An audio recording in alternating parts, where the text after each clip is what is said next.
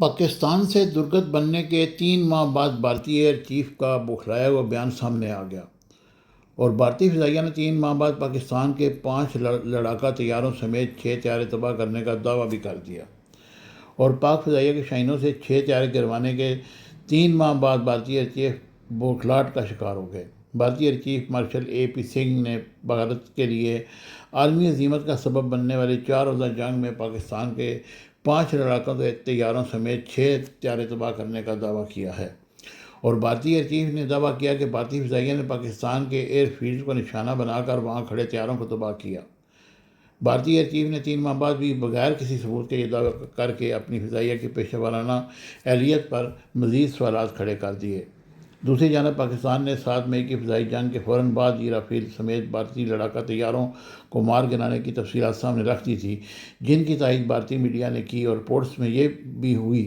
کہ پاک فضائیہ نے بھارتی طیاروں کی کمیونیکیشن ہیک کر کے کارپٹ میں ہوئی گفتگو بھی سنا دی تھی۔ ادھر وزیر دفاع خواجہ آصف نے بھارتی دعوے پر رد عمل میں دونوں ممالک کے طیاروں کے موجودہ ذخائر کی آزادانہ تصدیق کرانے کا بھی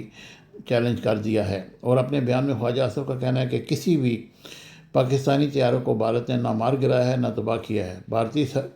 بھارتی ایئر چیف کے تاخیری دعوے جتنے غیر مقبول اتنے ہی غیر موزوں وقت پر کیے گئے اور 3 ماہ تک اس نوعیت کا کوئی دعویٰ نہیں کیا گیا۔ انہوں نے کہا کہ پاکستان نے فوری بین الاقوامی میڈیا کو تفصیلی تکنیکی بریفنگ دی اور غیر جانبدار مبصرین نے متعدد بھارتی طیاروں بشمول رافیل کے نقصان کا اعتراف کیا اور بھارتی طیارے تباہ ہونے کے اعترافات مختلف ذرائع سے سامنے آئے، جن میں عالمی رہنما، بھارتی سیاستدان، غیر ملکی انٹیلیجنس جائزوں میں اعتراضات شامل تھے۔ خواجہ آصف نے کہا کہ پاکستان نے 6 بھارتی طیارے S-400 فضائی نظام کو تباہ کیا۔ پاکستان نے بھارت کے ڈرون تباہ کیے۔ پاکستان نے تیزی سے کئی بھارتی فضائی اڈوں کو بھی ناکارہ کیا۔ ان کا کہنا ہے کہ لائن آف کنٹرول پر بھارتی افواج کے جانی نقصان میں نسبتاً کہیں زیادہ تھے۔ وزیر دفاع نے بھارت کو دونوں ممالک کے طیاروں کے موجودہ ذخائر کی آزادانہ تصدیق کا چیلنج کر دیا اور کہا کہ اگر حقیقت میں یہ سوال ہے تو دونوں ممالک اپنے طیاروں کی موجودہ ذخائر کی آزادانہ تصدیقات کروائیں،